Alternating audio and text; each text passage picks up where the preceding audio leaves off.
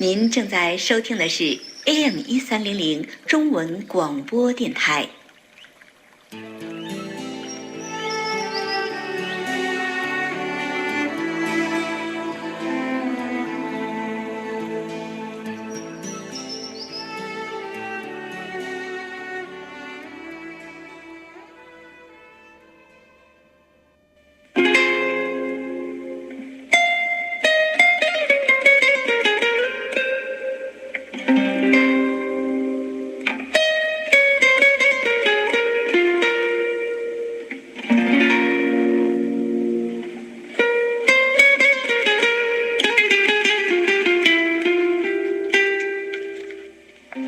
一个你不能不听的节目《夜猫子的家》，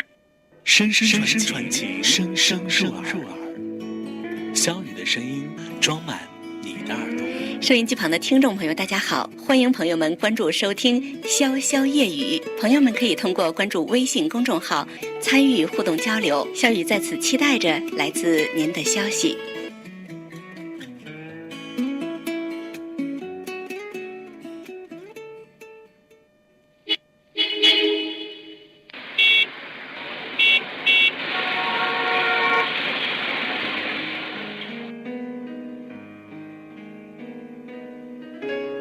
车水马龙之间，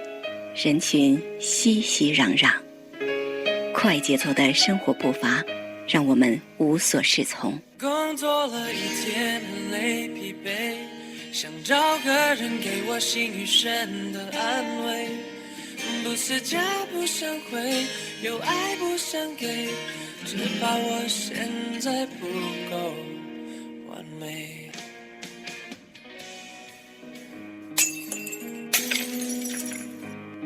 似水流年中，生活起起落落，总有太多的话让我们无从开口。阳光照云雾飘，那一座山，波光摇，鱼儿游，弯弯小溪。夜猫子的家，主播肖雨，愿与您一起分享你我他的凡人心事。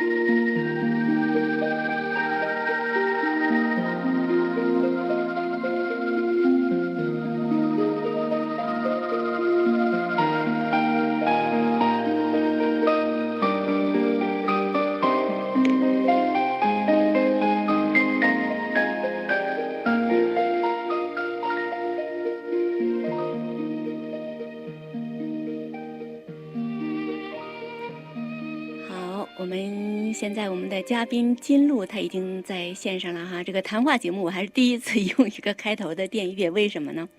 这个电乐的名字就叫温暖，这就是金露和文武在最早我接触他们的视频的时候给我的感受，就是特别温暖。金露你在吗？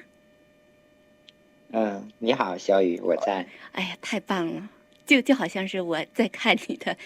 短视频的时候，在听你聊天一样，然后我想到一句话，就是什么？惊艳了时光，温柔了岁月，就太温暖了。看你们的这个视频，我现在想到了什么哈？谢谢你，不客气。你的比特币怎么样了？现在，我现在就比特币怎么样？比特币最近不是涨得比较好吗？对呀，我就想问你这个问题，可被你给逮着了。对呀，所以最近看着比特币在上涨，也感觉非常开心，也是。对呀，那个文武会不会夸你呀？哎呦，我这个宝押对了，因为我在短视频中还看你们俩在商量关于这个投资的问题。对，他之前就说，他说看不懂。我之前我准备做一个视频，做一个对比。当初我跟他说，我说比特币年底的时候可以涨到10万美元一颗呀，然后他说哈哈哈哈，这简直是滑天下之大稽呀。然后我准备过2天再拍一个视频，看看他的什么反应。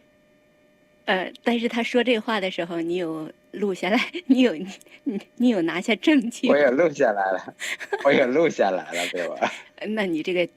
我准备做一个对比。对你这个警惕性太高了。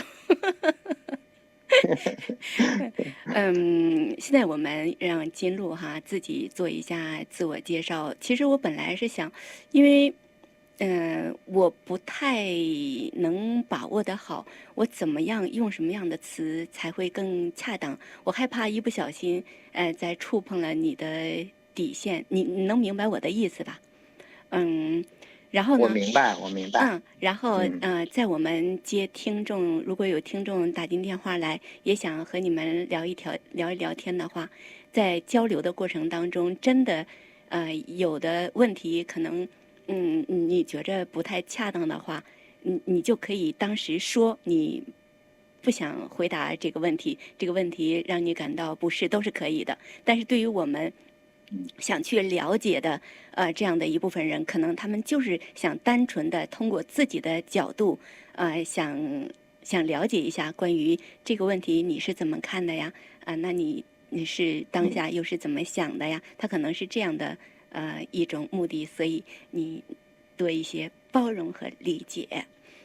好的，我明白。谢谢小雨，我觉得你这样说就。我感觉很温暖，然后我觉得你都特别的贴心。我觉得但是我觉得就说其实我们来讲，因为就是和各种各样的人打交道嘛，就是了解的不了解的，接纳的不接纳的，其实我们都已经锻炼出来了，所以也不会觉得说动不动就会被冒犯了怎么样的。就是说如果说是很友好的一个状态就纠正一下，如果说不很友好的是很敌对的环境的话，那可能就会离开，那可能也就 OK 了。所以没关系，你不需要有什么太大的心理负担。这也是然后对就是我在看你们的这个YouTube 上的这个视频的时候，你们把这个温暖传递给我的，我就我几乎你们的每一条我很少有这一条短视频我只看一次的时候，我就特别喜欢看，就看了以后内心就暖暖的，就那种生活的气息，还有你们2位的这种对生活的理解，然后对一些事情的这种客观的角度，还有这种淡然的态度，特别感动我。谢谢你，小雨。你说短视频，我们发了几个短视频，但是我们做的更多的还是 YouTube 的长的视频。对，我就是说在 YouTube 上看的你们的这个视频。OK，对。然后你需要让我做一个自我介绍吗？对。可以啊。让听众了解一下你。好的。我叫金鹿，姓宇，叫大禹治水的禹，全名叫禹金鹿。我是现在住在美国加州圣地亚哥，然后我是从中国大陆移民过来的。我是出生在辽宁沈阳，然后在沈阳读了大学，在北京读了研究生，然后之后就毕业之后就去美国的一个外企工作，然后之后呢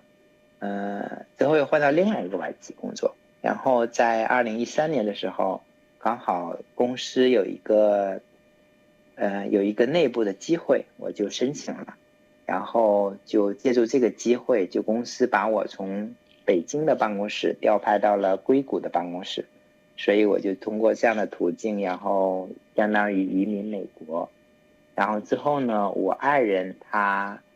在2015年的时候就跟我一起来到美国团聚，然后之后他就在圣地亚哥找到了一个他最理想的教职的工作，然后我们就从硅谷那边搬到圣地亚哥。所以然后我们就在这边定居、买房、生娃，所以就算安稳下来了。那我们两个人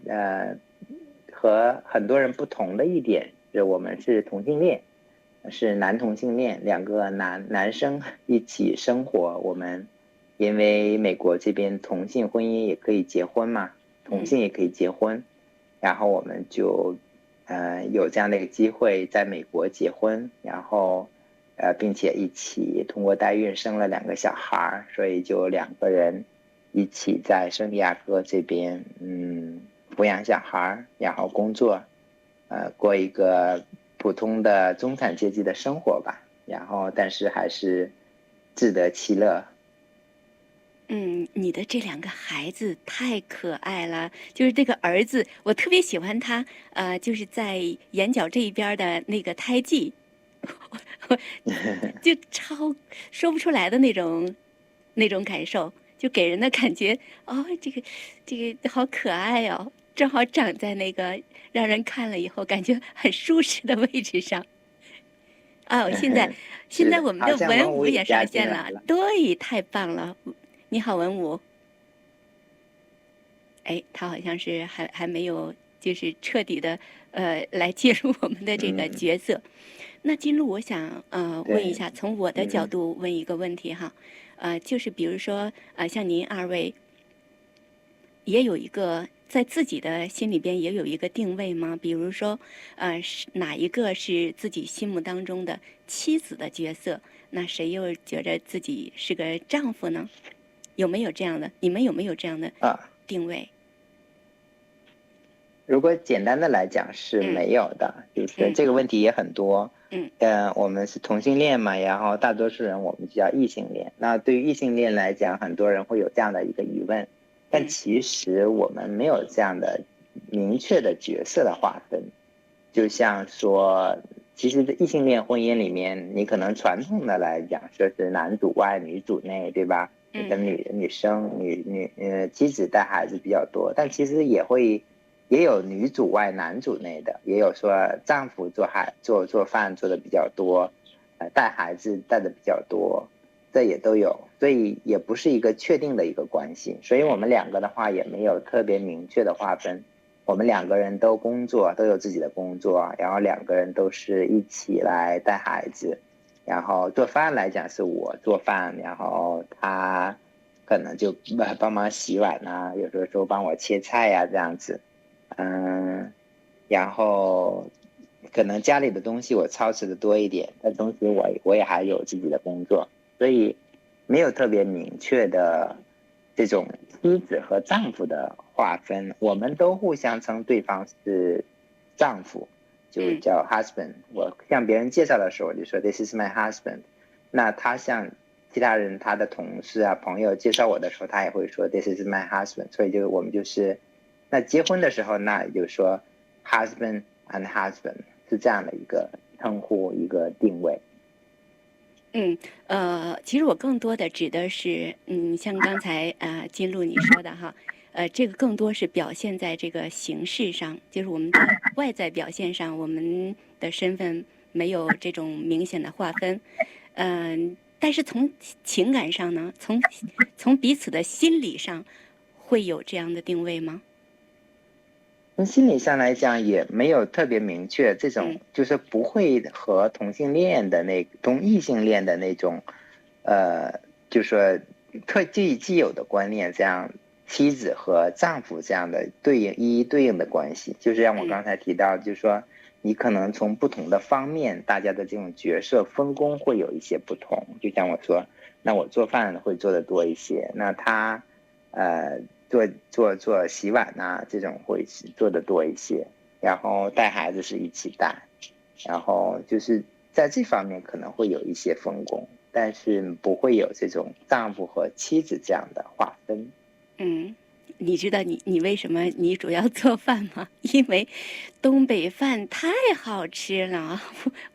那是我最喜欢吃的一个地域的饭，我就觉得它是世界上最好吃的饭。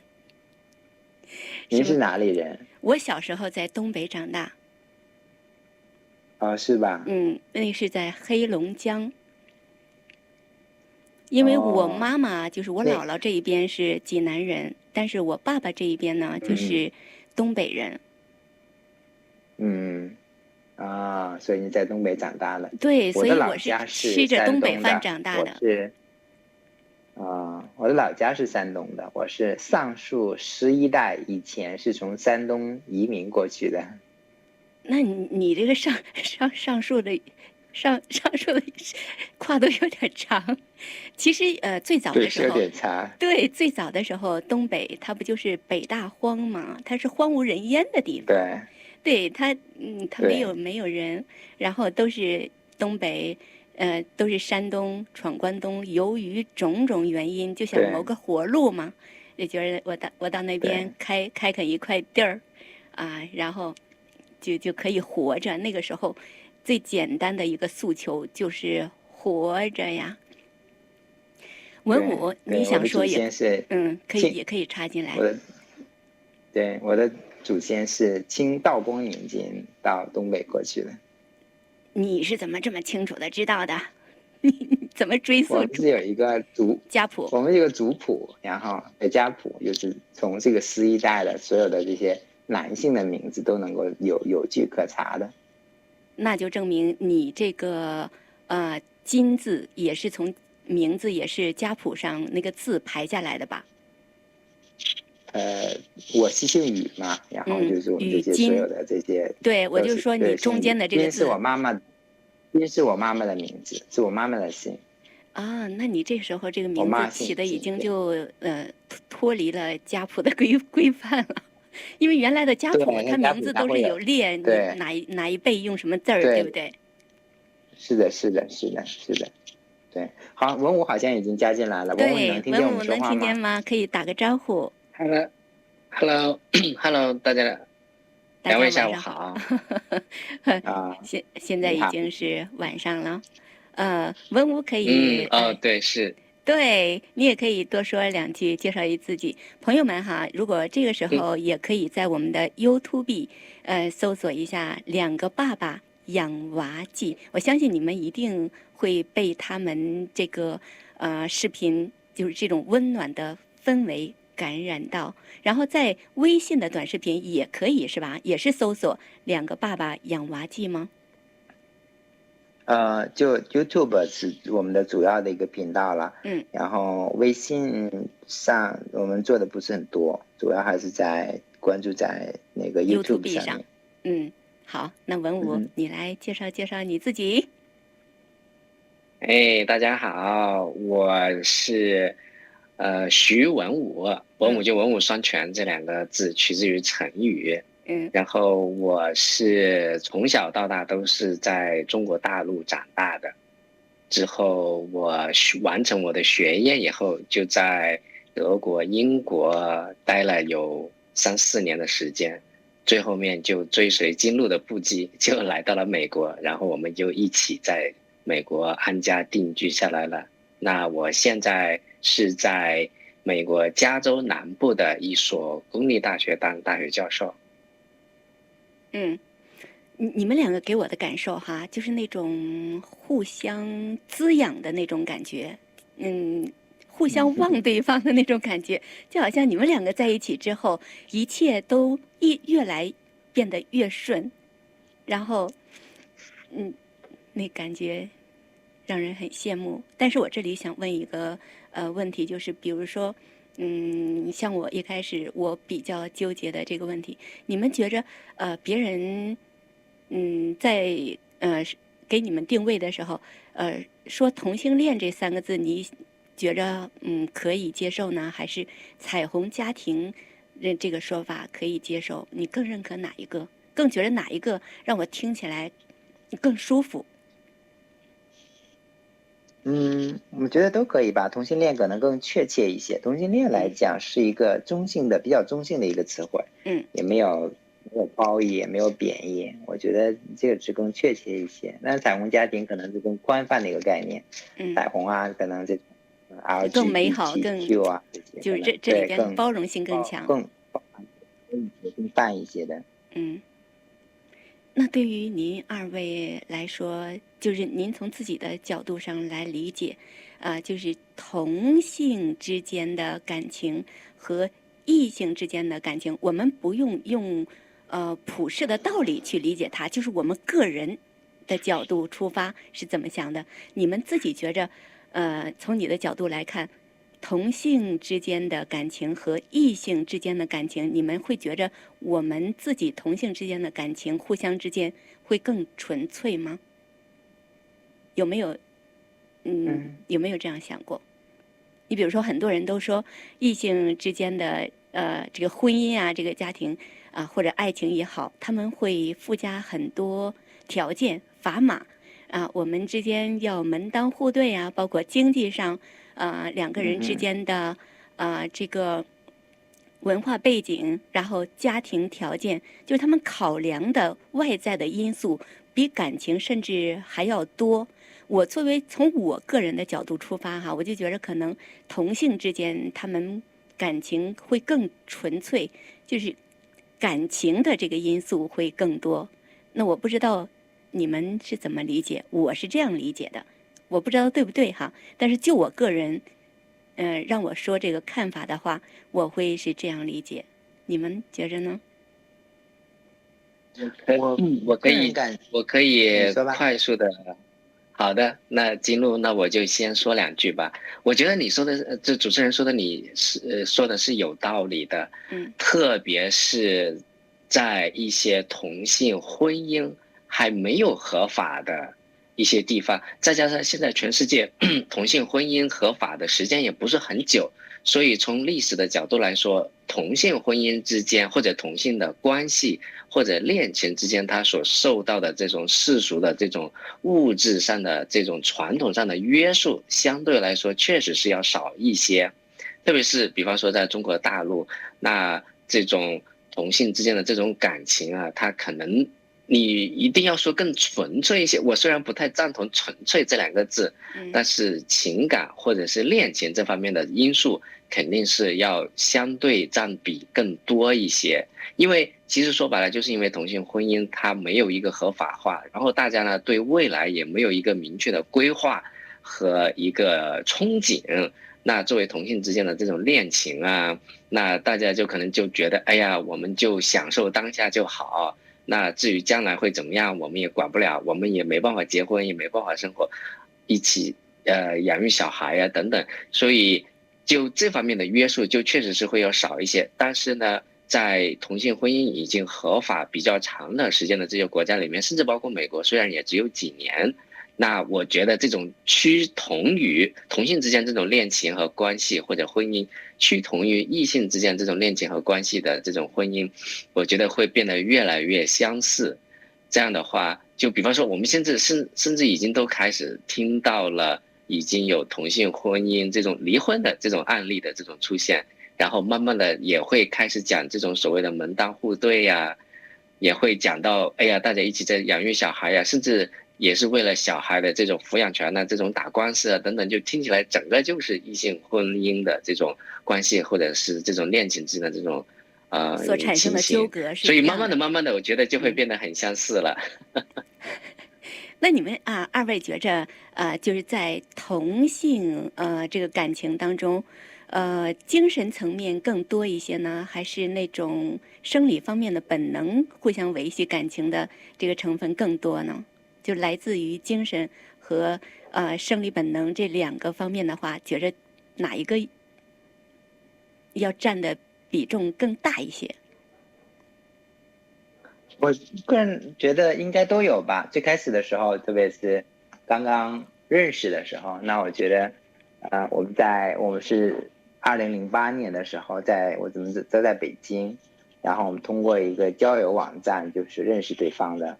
叫朋友别哭。那个网站现在已经不存在了。那这个网站是哪里的？来自哪里？这是哪里的网站？你觉得应该就是在北京的网站，反正在国内的中国大陆的一个那消失很正常。交友的网站，对，同性恋交友的一个网站。那当时我们看到就是大家可以发一些照片，然后觉得好的话就可以留联系方式。那时候还用 QQ 聊天。那我当初就觉得我觉得这个我看到他文武的照片，觉得人长得挺帅，很文静，然后我觉得啊，看着很干净，很帅气，挺好，然后那就去要了联系方式，我们就开始 QQ 聊天。那最开始的时候，你说这种本能啊，这种性的吸引方面，肯定是占一个很大的一个因素啦。但是就是两个人相处时间久了以后，慢慢的就是这种感情啊，然后从相识到相知到相爱，就会有爱情，然后在乎对方，然后想让对方好，这种爱情慢慢就会占据主导。那再往后来呢，那我们就开始两个人结婚在一起抚养小孩，那现在又多了一些这些责任啊，然后这些义务啊在里面，包括像你提到的这种，你可能我们也不完全是这种纯粹的感情在维系了，那也包括这些经济财产的这些东西，比如我们的钱也都是放在一起的，养老金也是，然后这些投资账户买比特币也是一起买的，那将来就是说小孩的抚养权这东西都是在一起的，所以这些所有的共同包括社会的一些认可呀，这些所有的东西这些交织在一起，然后把我们的这个关系维系下去，所以也是变得一个很复杂的一个东西了现在。其实除了性别不同之外哈，听刚才金璐的这个描述，给我的感受就是和异性之间是一模一样的呀，就根本就没有差，就是一模一样的。对，就是一模一样的。对，我们很多人可能是都有自己给这个异性恋和同性恋之间贴了很多标签儿，然后就用异样的眼光去审视对方，所以哎呀，我觉得包括我自己哈，我也是通过接触看你们的这些视频，就那种家庭的温暖那种氛围，让我感觉我在小屋里看的时候，我都觉着我自己的这个家都变得温暖起来了。谢谢。真的是这样，朋友们可以谢谢在 YouTube 搜索“两个爸爸养娃记”。我还想知道啊，比如说，像这个同性的感情之间，是不是互相理解对方会更容易呢？因为毕竟我们的生理结构是一样的嘛，然后思维方式是一样的，是不是就会互相之间那种默契呀、心照不宣呀，或者对一些问题的看法和理解更容易趋同？会不会？这是我的理解。金璐，我先快速的说两句吧，我怕我忘记了。然后金璐再补充。是的，好啊。通常我们都是这样，我随便说一下，然后金璐再来补完善一下。是这样的，我觉得你说的是有一定的道理的，虽然也是因人而异，但确实是有一定的道理的。因为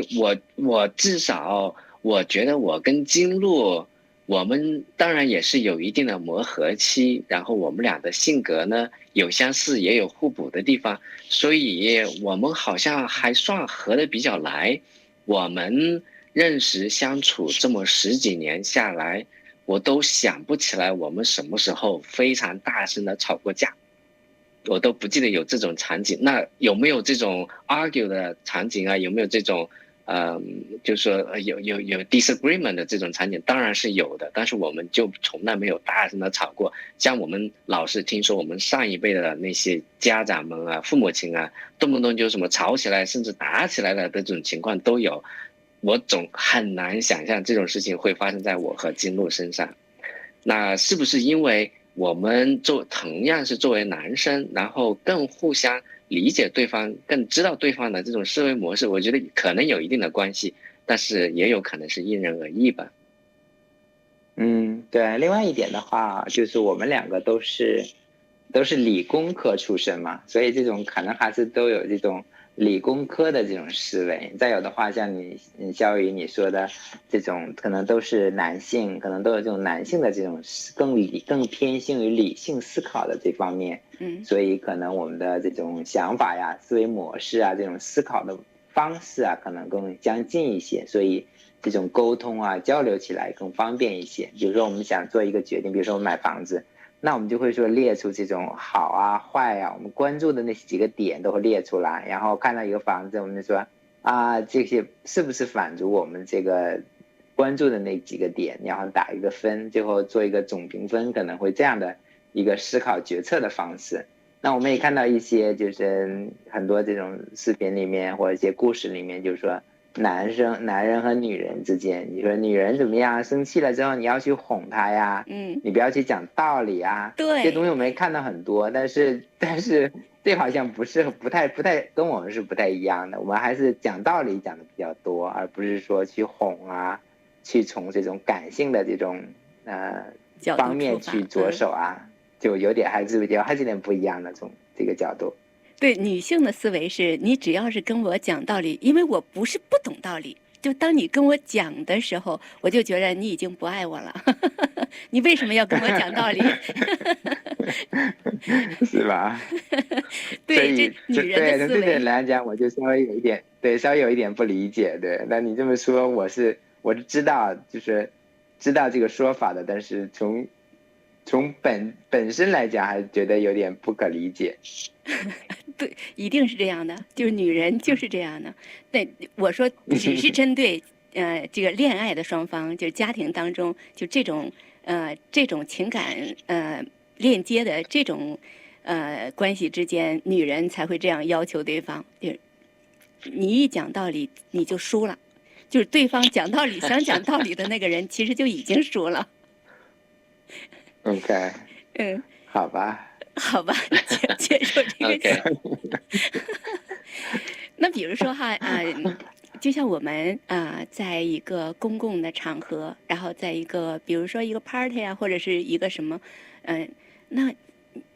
你能不能通过自己的这个感官来确定，在这个参加 party 的这所有的成员当中，谁和你是一样的，就是这种对异性啊和同性的这种判断，你能感觉到吗？你是怎么来判断对方，是和我一样的？就你喜欢的这个人，万一他不是和你一样的一种性别认同呢？那怎么办？你怎么判断这个？就我们并不是说专门我们都去一个同志网站，因为我们彼此大家都是，所以我们去了那里，你明确的知道他是。但是，就当一个陌生人来到你面前的时候，你怎么来判断这个人是或者不是？有没有你的这种标准？你是通过什么？我来回答吧。对。OK， 那金鹿你说吧。不是，我说你来回答吧。哦，我是吗？好的。我简单说两句。好 ，OK， 好的。我其实是有点犹豫，是因为传说中啊有一个叫所谓的 gaydar， 就是同性恋识别雷达，类似这种东西，但是我在这方面的能力是极其欠缺，绝大部分时候都会出错。除了有一些真的是比较有符合同性恋这种固有印象的一些人，我可能够分辨得出来，但是绝大部分情况下我都没办法直接分辨说，哎，你是不是这个人是不是同性恋？那怎么找到对方呢？金鹿补充吗？所以我们都是通过网络才认识的。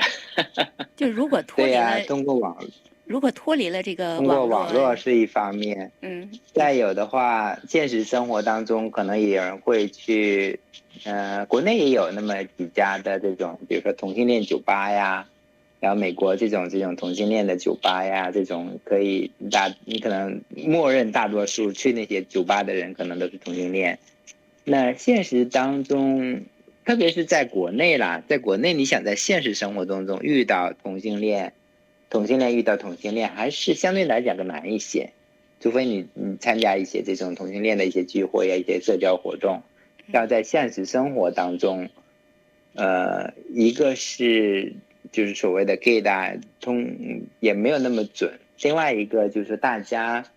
那在国内这个整个社会接纳的程度还是会低一些，所以那大多数人都还是把自己隐藏起来，我们叫把它躲在柜子里。我们有个词叫出柜，比如说你本来是躲在柜子里的人一个状态，然后你从这个柜子走出来，然后去坦然的去面对大家，以一个真实的身份去面对大家，这个过程就叫出柜，走出柜子的过程。那大多数人都是不出柜的，都是躲在柜子里面的，所以大家都躲着藏着，那大家在想发现彼此就变得更难一些。是我曾经在福建的时候工作，有一个同事，其实他就是我们都知道他是我们，其实我们都没有交流过，但是我们都就只可意会的那一种。我就觉得他活得很苦很累，因为他又不能在父母面前说，然后呢他自己又没有办法跨出按父母的要求去选择自己那样的一种别人认为的正常的那种生活。因为曾经我在单位里，他们都觉得我像一个知心姐姐一样，就彼此有心里话一般都跟我来说。其中有一个小女孩就特别喜欢他，非常喜欢他。然后就有一次，他就做那个也在网上，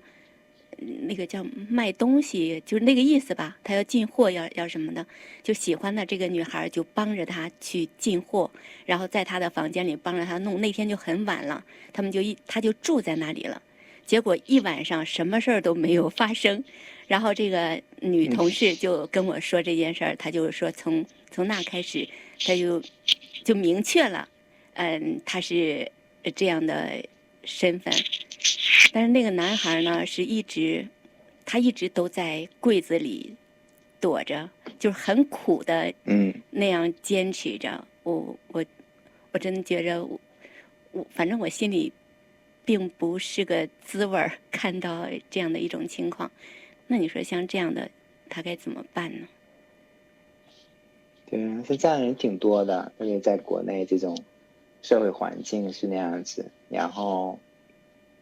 就是你真正有勇气站出来，能够做一个真实的自己，能够告诉大家我是同性恋，很难。就是对，对，其实我想说，真的吧，你说吧。对，其实我想说这个，我想说一说我自己的个人的经历吧。其实我也是出柜，我算是被迫出柜的。我是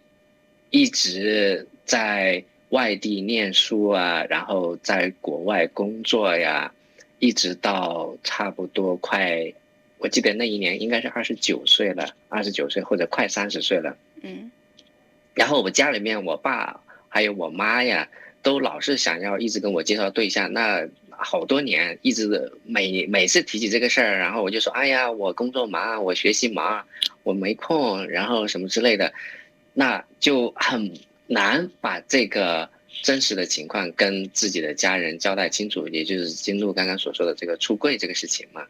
那就当然因为不能够真实的做自己，所以这个整个很长的一段时间里面，内心都非常的苦闷。所以你那个肖宇刚才你所说的，你那个同事或者是那个朋友，他的那个情况我是完全理解的，就真的非常非常的内心痛苦，然后当然你也是不能够跟家里面说呀，然后也不能够就是说交往女生了，因为你也不想害那女生嘛。因为我们这里有一个所谓的同性恋，有一个所谓的说法叫所谓的骗婚，就是虽然他是同性恋，但是也会跟一个女孩子结婚。那这样的事情其实我肯定也是不愿意去做的。所以这个事情一直到了最后面，我在做我后面的要去英国工作之前，然后就因为家里边的各种情况，最终这个事情就给爆发出来了，然后我就被迫承认我是同性恋。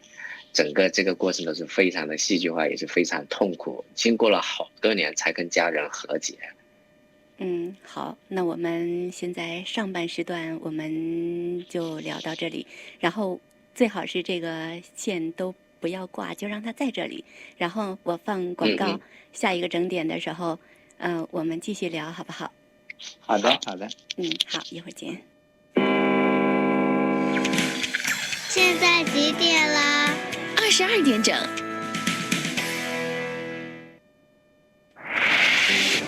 Radio Chinese 1300 KAZN Pasadena, 1600 KAHZ Pomona。乡音沟通，乡情互动，您熟悉的声音 ，AM 1300、1600同步联播。这里是 AM1300，正在为您直播的节目是夜猫子的家。在今天的节目当中，邀请的2位嘉宾是《两个爸爸养娃记》当中的金鹿和文武。刚才听见我这个片头，其中的这个男生就是我刚刚提到的这个同事。我觉得他声音就是很温柔、很甜，有点像，跟文武有点像。他这个声音在吗？我们已经开始了，是不是有点迷迷糊糊了？这个时间因为太晚了。有一点点，现在都10点了。对，实在抱歉耽误你们这么久。然后听众朋友呢，有想和金鹿和文武聊聊天的，也可以拨打我们直播间的电话626-585-1300。我们接着上一段聊哈。我想知道的是，就你们2位可以分别说一下，就从什么时候发现自己就有这样的一种倾向的呢？就是这个是从哪一个节点自己开始知道的呢？我可以先说。我是在上大学以后，在上大2以后，大2的时候，那个时候就开始买电脑了，买电脑开始上网。上网了以后就开始接触同性恋知道有同性恋这3个字，居然知道有同性恋这么回事。然后呢，就开始慢慢的往自己的身上去印证，就觉得同性恋喜欢男孩不喜欢女孩，我就是这样子的呀，那我也是同性恋啊。然后之后呢，就开始就试图在追溯自己之前的一种状态。那其实我发现我自己在那之前，在上高中上初中的时候，都会觉得那个时候其实我就已经开始，就是如果看见一些帅气的男孩子，都会想多看几眼。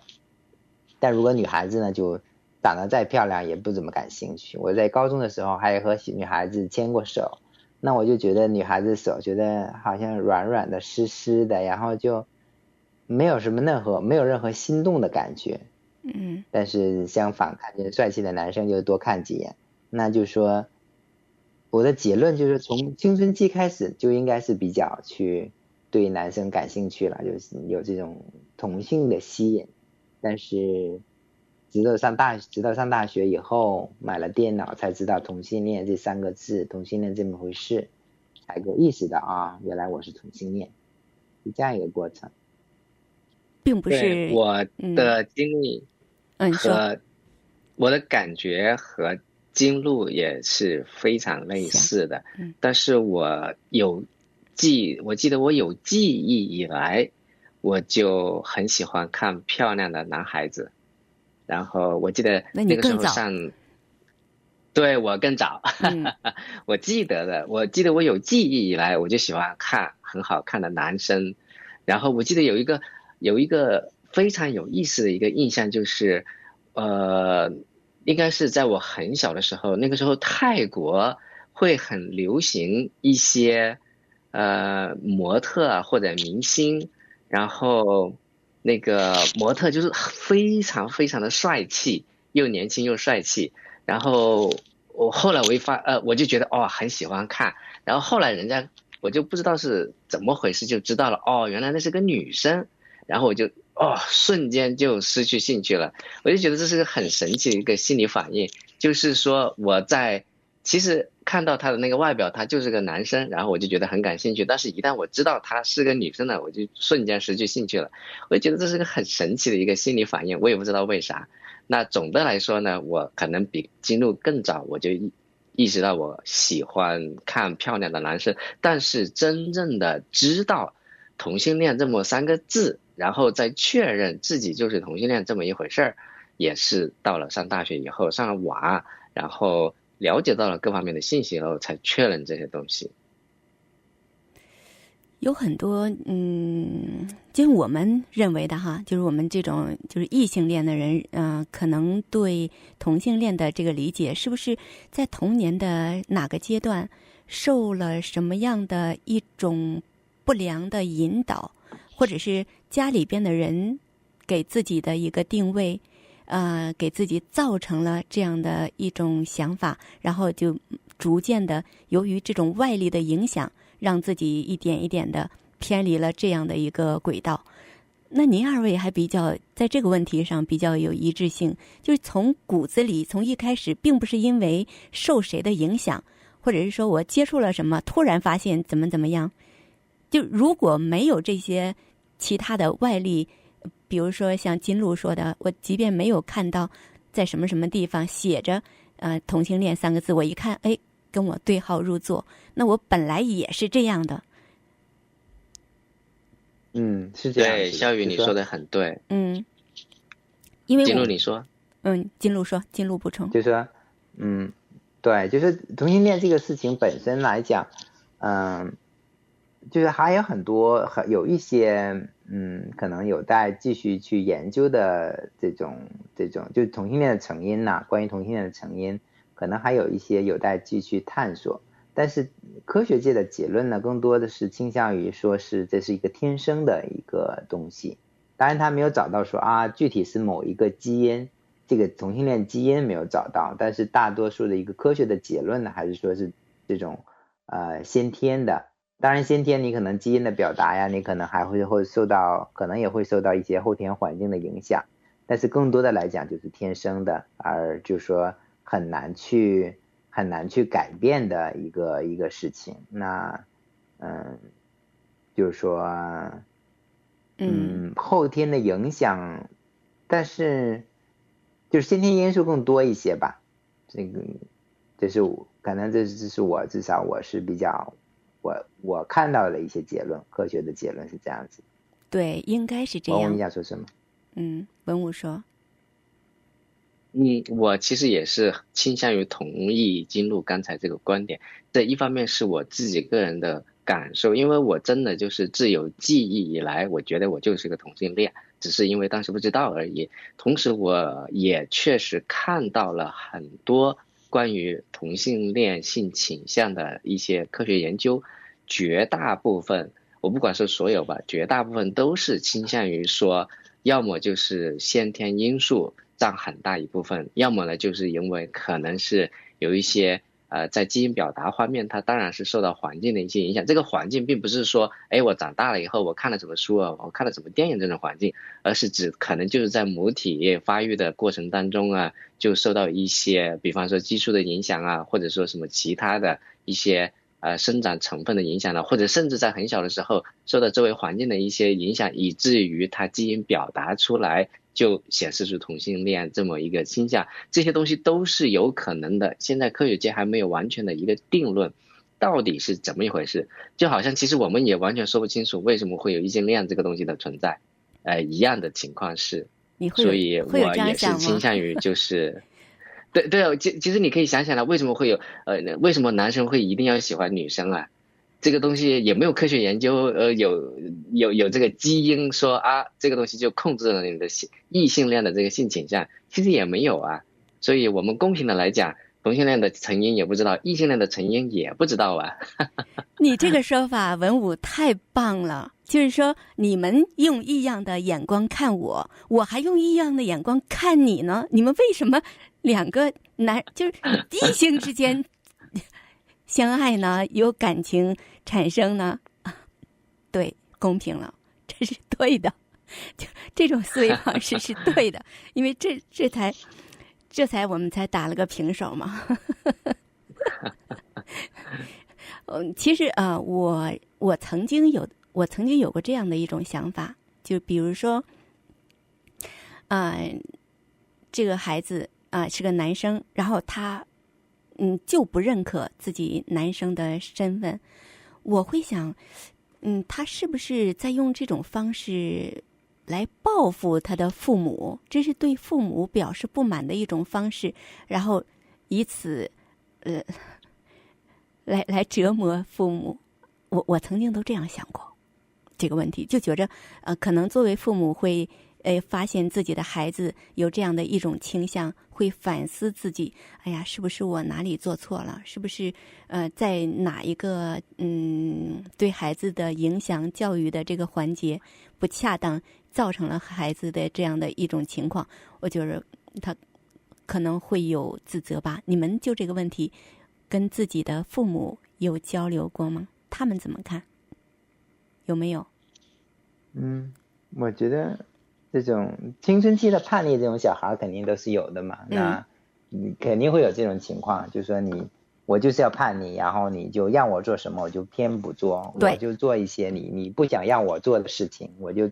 变成一个你不想让我变成的一样的人。对。那我觉得这种叛逆的小孩肯定是存在的。那像你说的这种，那你让我就叛逆，然后你可能甚至自己的性别，我想去变另外一个性别，那我觉得这种肯定是存在的，但是我觉得这个应该是比较极端的情况了。对，通常因为性倾向这个东西，其实当然我可能这样对肖宇说有点不太合适，就是你可以想一下，我会不会因为就是你可以设身处地的想一想，我就是为了叛逆我的父母亲，我对我的父母亲不满，然后我就去变成同性恋，你觉得这个事情容易做到吗？我觉得不容易。对呀，就是我们也可以设身处地的去想一想，就是那我会不会因为对我的父母亲不满，然后我就变成同性恋？我觉得也我不排除有一些小孩他可能真的会在很短的时间里面，他年少不懂事的时候去做一些叛逆的事情，去跟父母做对抗，但是最终等他长大成人了，我觉得他该是同性恋就同性恋，该是异性恋就是异性恋。其实我想也有些人有些人在说啊，你这个就国内的这种宣传嘛，就是说不主张宣传同性恋，就不让宣传同性恋。那他的一个初衷可能的一个借口就是说，那我宣传同性恋，大家都越宣传，大家就都变成同性恋了。对，那其实就像我误解。那其实对呀，其实你宣传没有那么多用。那其实作为同性恋来讲，那我身边都是异性恋的宣传，那所有的这些文学作品啊、电影、电视剧都在宣传异性恋的这种爱情啊、婚姻。那我们被宣传了那么多，那我们为什么不会变成异性恋呢？那为什么同性恋还是存在呢？所以这种宣传，这种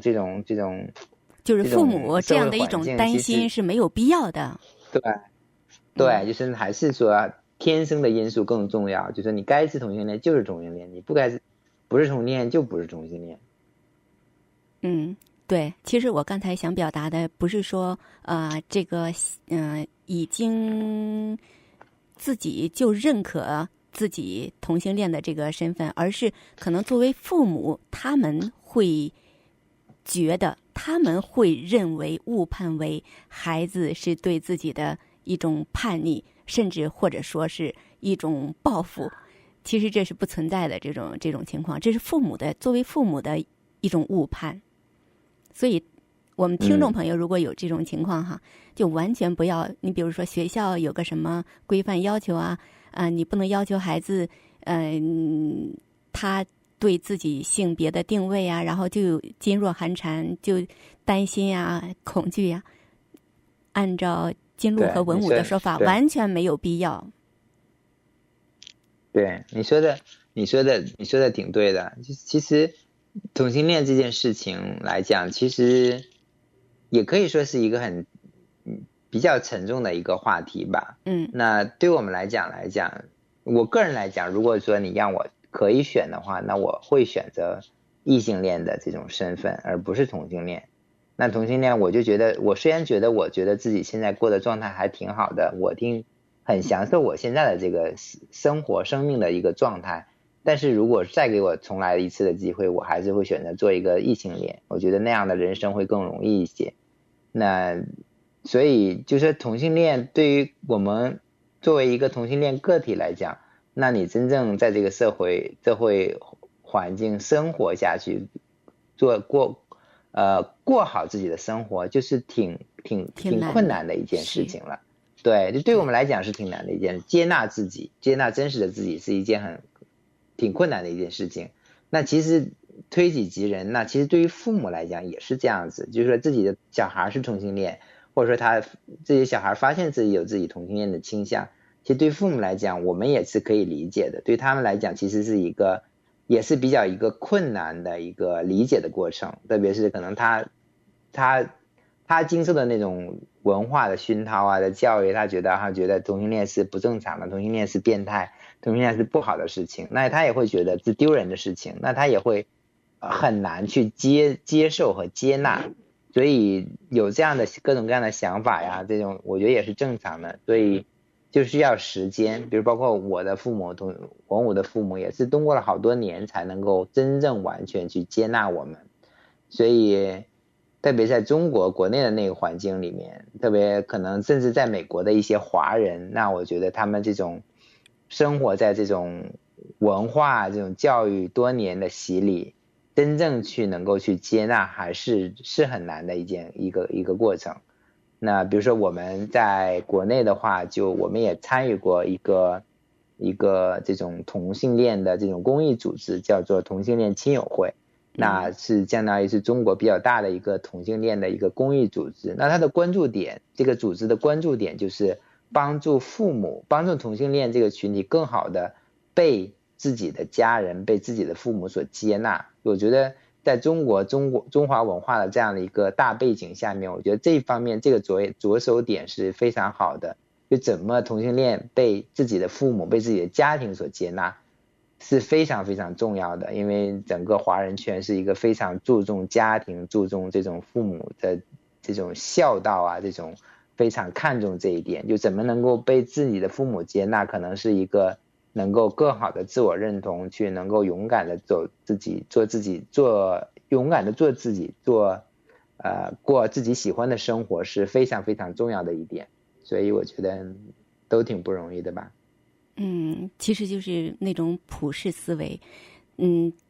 更多的人都不希望自己被别人另眼相看，然后也不想让别人认为自己是不正常。然后我觉得更多的人特别在乎别人看自己的眼光，很少有人能够跳出这样的一种局限，然后去想问题。那得是对他得有多么深厚的文化积淀，或者是这个走过的路读过的书对他的深刻的一种影响。就像您二位一样，我不在乎你说我是彩虹家庭啊还是同性恋，那只要你觉着你能明确我想表达的东西，你知道我在说什么就可以了。至于你用什么样的词，I don't care 我觉得这个很棒。对，但是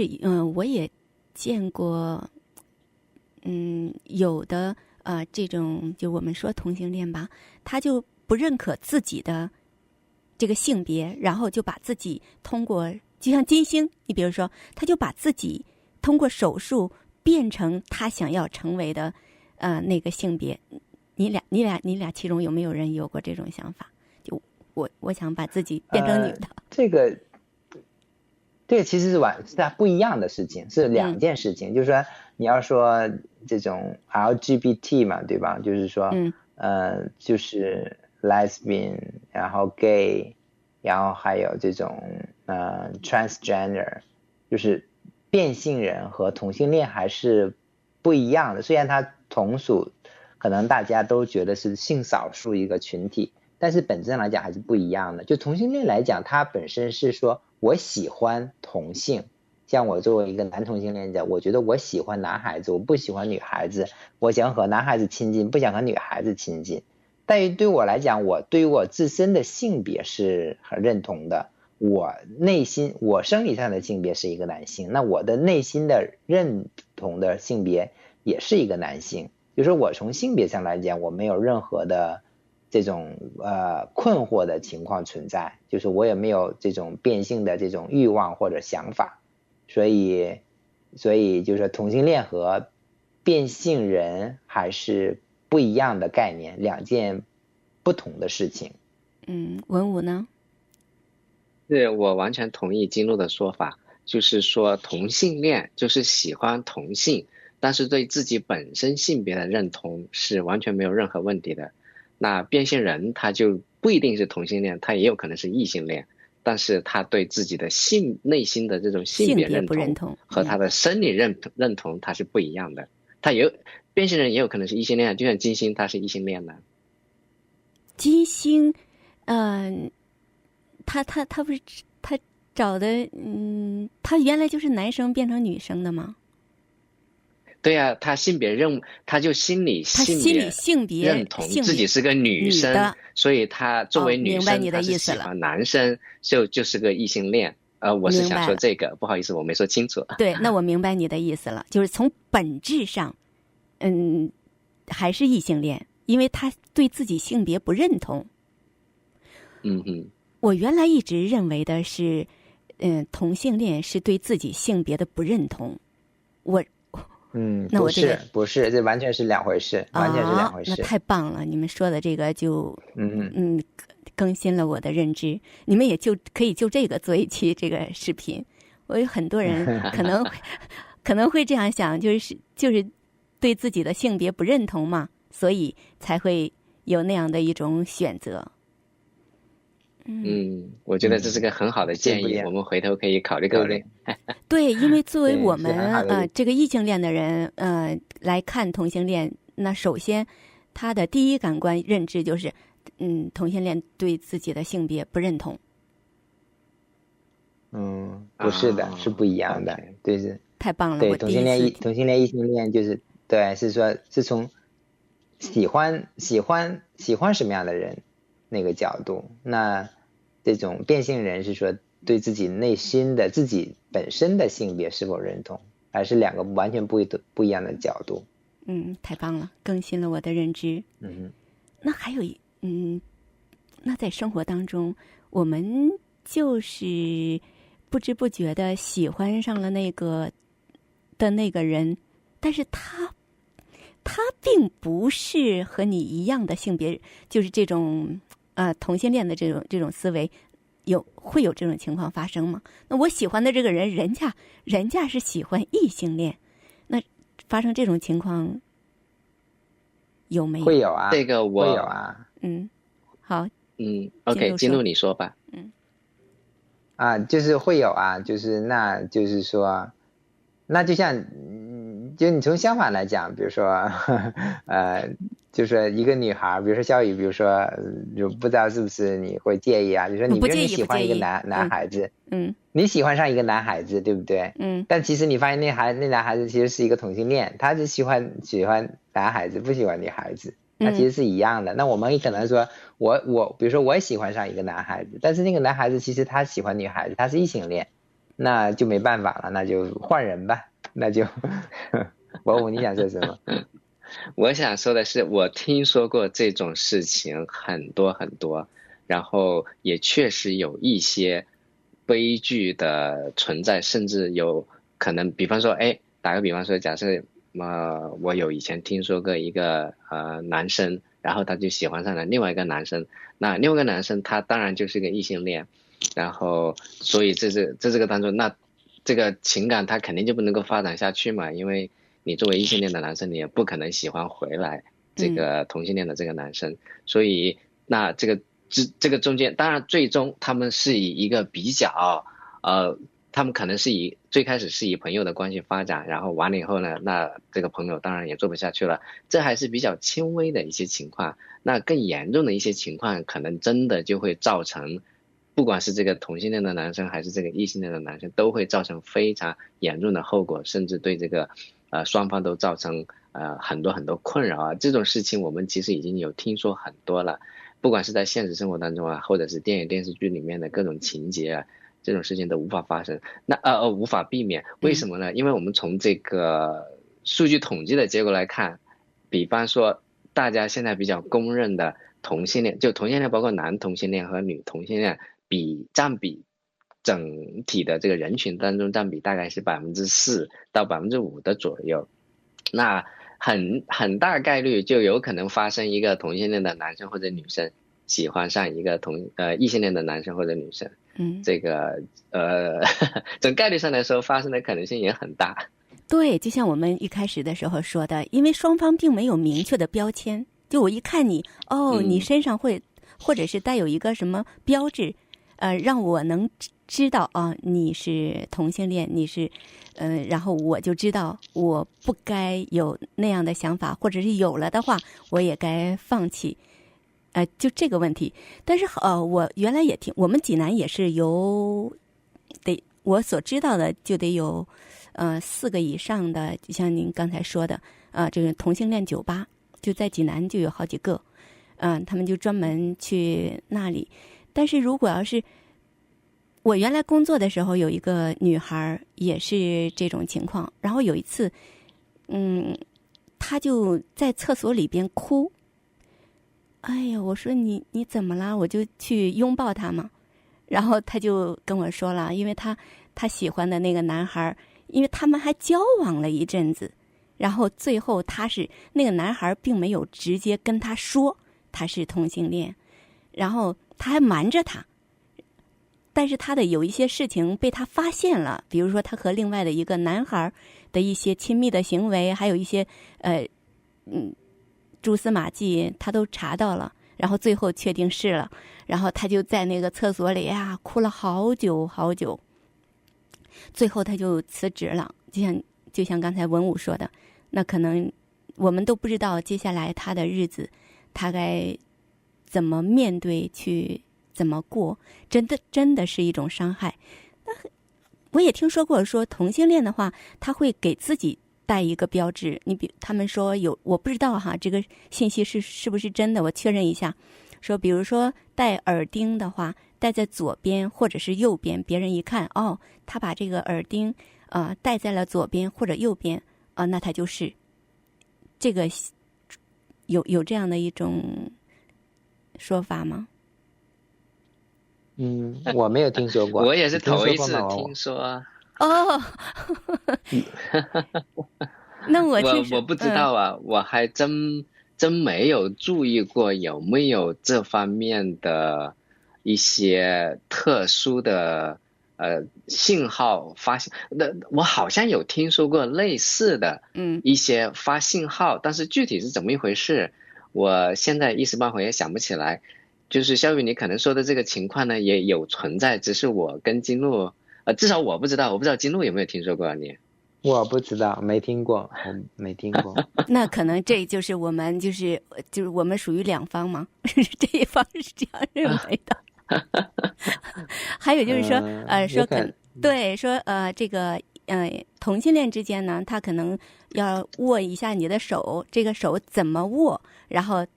投递给对方一个信号，那这都是误传了。就是我不知道，那你不知道，我觉得可能不一定是误传。因为我原来我觉得可能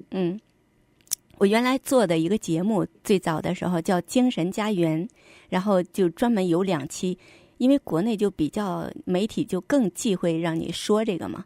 但是那时候呢，就是因为它是作为一个心理节目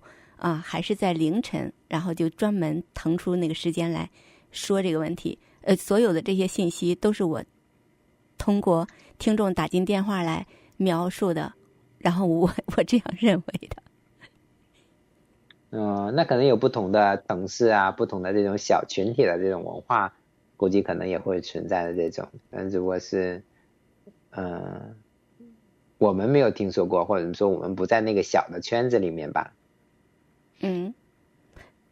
现在我们就是说我也许可以勉强的说一个东西吧。通常如果我们看到有彩虹旗的话，那个就很或者说明显了有彩虹的一些配饰或者衣服啊，那在很多情况也不完全100%都是，但是在很多情况下有可能会表明概率这一个比较高。人对，你说的对，概率可能会更高一点，那仅此而已。明白了，那就是说我们在着装的时候也要最好是有一点这个意识，有一些衣服不要随便穿，因为穿了会造成一种误会。这个我也我也知道，我觉得还好，我觉得没有必要，我觉得就还好，因为你很多，特别是比如说这个LGBT 嘛，就是那个每年的6月份不是叫骄傲月嘛，就是有一个同性恋的骄傲月，包括 LGBT 整个群体都是会举行一些游行啊，一些这种庆祝的活动。对，那其实很多的一些这个群体的支持者，他们的一些家人啊，一些朋友啊，对这个群体表示支持，他们也会参与游行啊，也会举着彩虹旗啊，甚至可能在家里面弄一个彩虹旗啊，我觉得这也是一种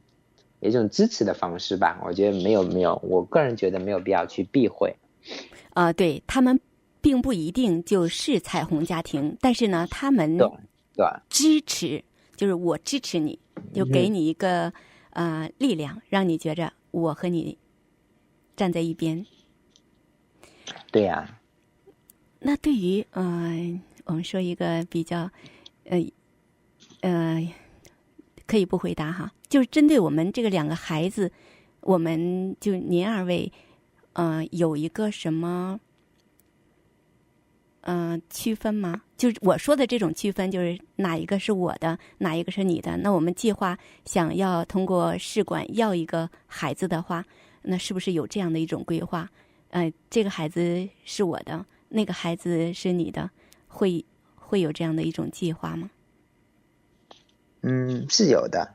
就是2个小孩，一个基因是我的基因，一个小孩是文武的基因。那如果你看小孩的长相，我觉得大多数人可能都能看得出来了。对，但是也是很像，也是往谁身上想都是越看越像的那一种。对，然后特别还有从我们的父母的角度来讲，他们也会有一种固有的观念，传宗接代的一些观念呢，我们多多少少也会有，所以就说对，是有这种考量的，就是然后我们的另外一个考量呢，就是说我们选的是同一个，我们叫 donor， 就是 egg donor， 就是同一个母亲，所以这2个小孩就是他们的亲生母亲是同一个，然后他们有分别是我们2个人的基因，所以他们2个小孩还是有基因联系的，就是他们是叫所谓的这种 half siblings， 所以对他们2个长得越看越像，是联系在一起。对，他们2个也是比较像，然后他们2个又分别和我们2个人像。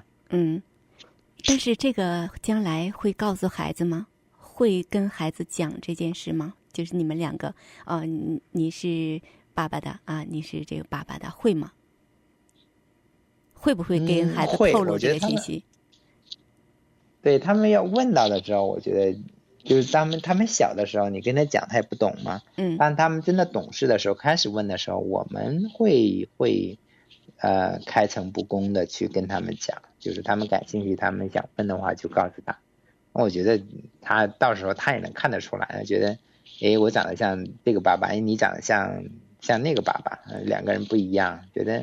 我觉得他们也会意识到吧。小孩应该还是挺聪明的。对，其实也没有必要避讳，你避讳才是真的是有问题。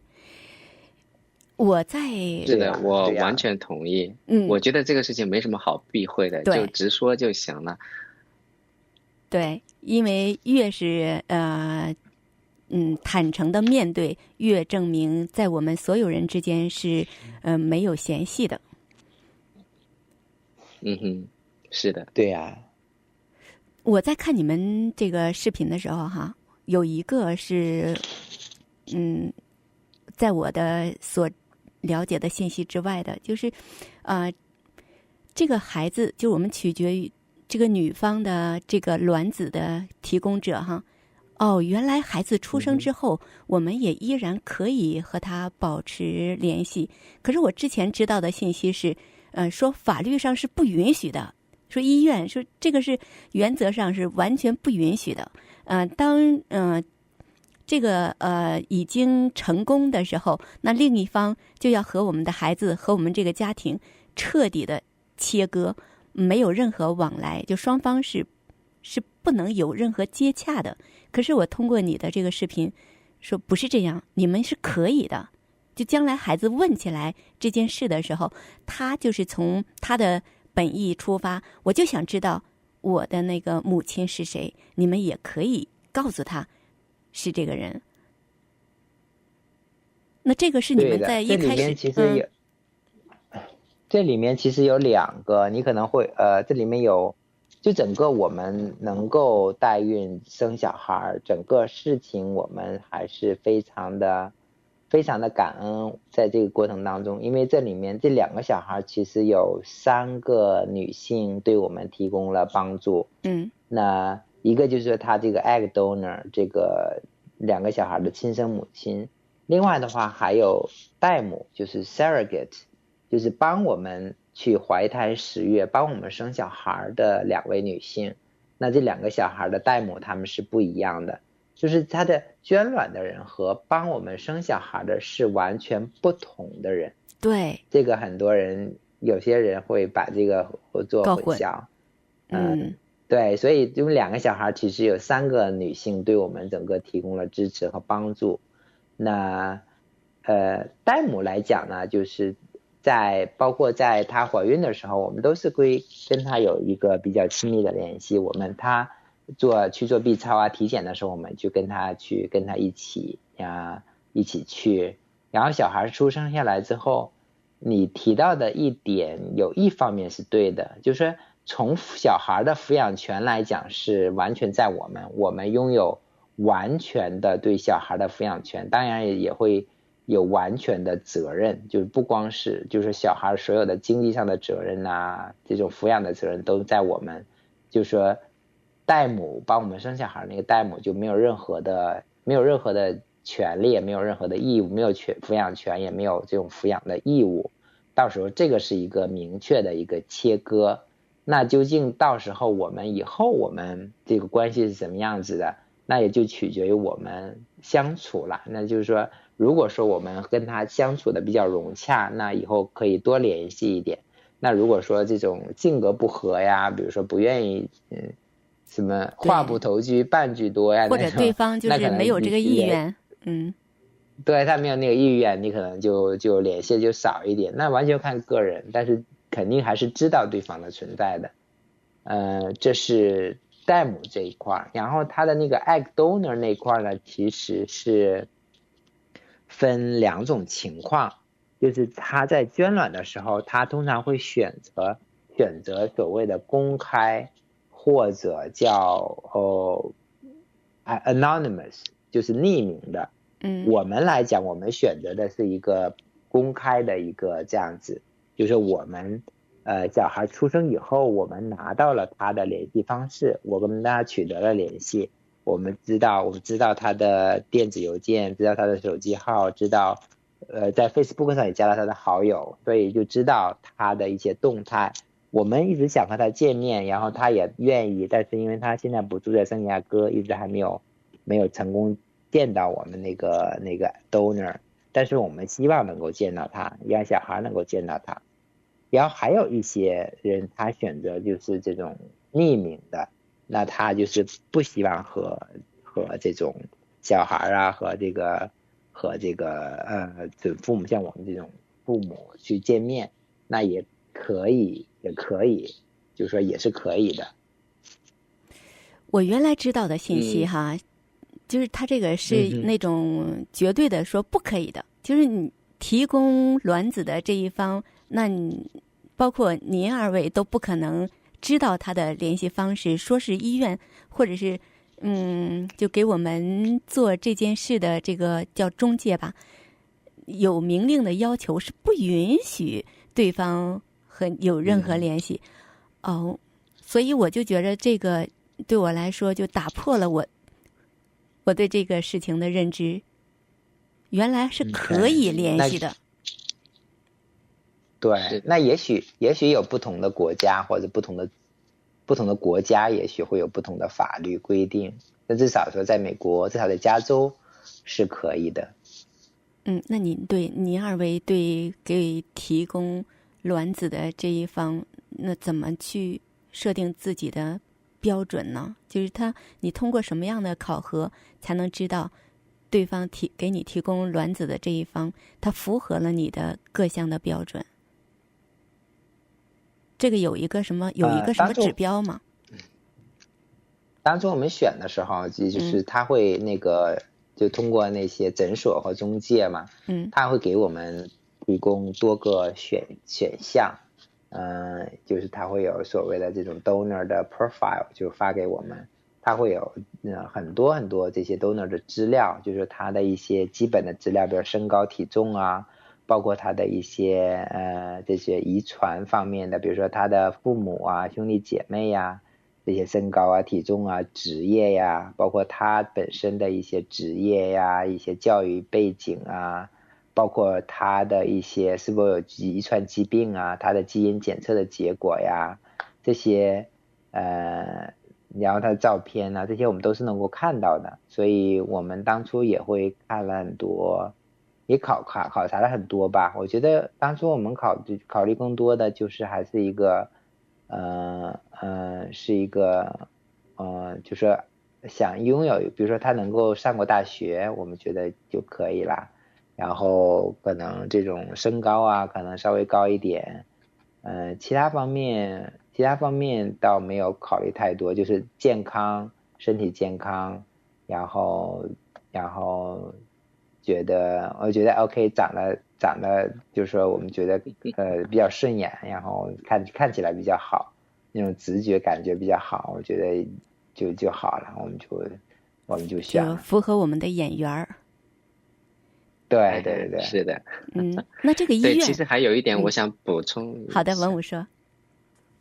好的，我就想简单的补充一点，就是其实有一个非常非常重要的考量，就是基因匹配。这个所谓的基因匹配就是有没有相似的遗传病基因，如果有这个的话，那一般那就不会选择这个了，因为如果有比较大的概率有遗传病的话，那我们肯定就是不愿意选择，那医生也不会推荐这方面的匹配了。我就想补充这一小点。那这个标准，比如说像刚才金露说的，说我要求也不高哈，就是对方只要是上过大学，然后个子高一点，长得我们看着顺眼就可以了。中介方收的这个费用跟我们对对方的要求的这个标准有不同吗？就你要求的，他认为他设定了一个那么一个schedule， 就那么一个范围，然后条框框，然后你要求的越高，他就会费用收的越高吗？会有吗？还是只要你通过这种形式我们想要一个自己基因的孩子，那费用都是一样的呢？他这个标准有没有标准？中介来讲，中介筛选的时候肯定是更宽泛一点，可能就身体健康，觉得可能就都可以了。那这个费用来讲，应该是那个 donor 自己要的。有一些 donor 觉得自己条件好，比如觉得自己长得漂亮，可能大家都愿意选我，他觉得这样来讲，他可能就会要的价钱多一些，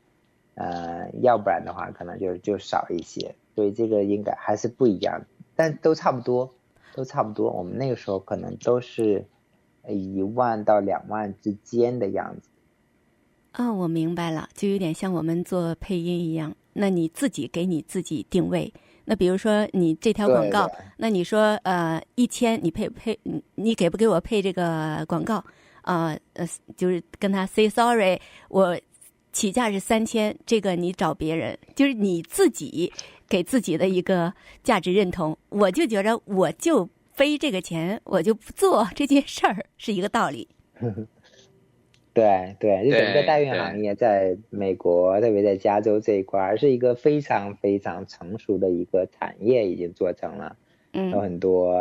美国人啊，包括同性恋群体啊，甚至有一些国内中国过来的这些客户啊，比如说现在这种2胎3胎放开了，女性身体年龄比较大了，自己生孩子可能不太好容易生了，就跑美国过来做代孕啊，所以这个还是一个，就一切方面已经很成熟了，这变成一个产业了。是，然后我们这个需求方已经很多事情都不用为此担心了，因为对方都已经给我们做好了，你就选择就是了。对，是的。所以我们这个访谈约了得有个小半年才达成。然后在这之前的时候，你们是带着孩子一起回国了一趟，回国的这一趟感受怎么样？回国这趟感受来讲，就是说，就当然很好，也最好就是好的方面就是说，我们和父母几年，好多年，5年吧，跟我父母5年没有见面了，然后非常想念他们，见到父母，再有的话，这父母这老人还从来没有见到自己的孩子，然后见到自己的孙子孙女，然后也非常开心，也见到一些亲戚啊朋友啊，所以这种见到了朋友亲戚朋友。所以对你们2个带着孩子回去给老人的这种安慰，比你们2个单独回去要好得多，避免了很多尴尬。对，是还好，就是这么多年过来以后，我们的父母都已经基本是完全接纳我们了。其实我们2个人回去也不会有什么尴尬了。当然有孩子这种亲情这种更多的联系啊，会更好。文武。对。金鹿刚刚说到了一些很多很美好的地方，但是带着2个小孩，一个是4岁，一个是1岁多，哎呀，真的还是挺折腾，挺辛苦的。肯定的，正是闹人的时候。你说的对，正是一个呢。我们平时来讲就周末2天带娃，有的时候一个长周末连续带3天孩子，就觉得挺累的。然后现在回国连续带了30天，你可以想象我们有就都是离不开人的时候，一离开肯定惹大乱子。是啊。对，然后当时我跟金鹿在说，我就说，哎呀，我总算体会到为什么甚至可以理解为什么有些家长会打小孩了。原来你也有过这种冲动。千万不要打，会记仇的。孩子会记仇的。是的。所以我小时候挨的每一次打，我都深刻的记着。我要一个字儿一个字儿的写出来，你什么时候打我了？你们2个有没有想过把自己的这个经历，把它写成一本书，或者是就怎么通过这样的一种形式表达出来，有没有过这样的一种想法？暂时还没有吧。我觉得至少现在拍视频，我觉得做一个记录，一方面来讲是给自己做一个记录，可能10几年几十年回过头来看一下，会觉得挺好的。另一方面，如果说能其他人有一些共鸣，能对其他人有一些帮助，那我们会更开心。写书也许以后有时间有精力的话可以考虑吧，暂时还没有。对，我觉得那个可能当你想执行你这个想法的时候，包括国内可能都已经会很开放性的来接纳这件事了，那就是很棒了。因为通过你的分享，也的确会帮助到很多人，让很多人也能从中得到一种认可和抚慰，这是一件好事儿，对不对？对，反正至少我们来讲，我们通过这个频道认识了好多人。当初我们是几年之前搬到圣地亚哥来的嘛，我们其实在这边就基本不认识什么人，特别这种同性恋这个群体，华人同性恋这个群体基本不认识什么人，但是有很多这些通过我们这个频道关注我们的这些，认识了好多朋友，我们觉得还是挺开心的。好，非常感谢金鹿和文武付出了2个小时的时间在这里和我们聊天。朋友们，非常高兴和大家聊天，好感动。对呀，我们非常开心，来到这里。我觉得肖宇的声音特别温暖，我很喜欢这种，我很喜欢这个节奏，就是不是特别快的感觉。就是谈心的这种感觉，我觉得很温暖的感觉。所以这就是我喜欢看你们视频的原因，因为这种温暖是你们传递给我的。谢谢，非常感谢。谢谢你，然后谢谢你，小雨，谢谢。好好睡觉吧。最后这首歌，第一首是金鹿喜欢的周杰伦的《青花瓷》，这一首歌送给文武、苏有朋的《珍惜》。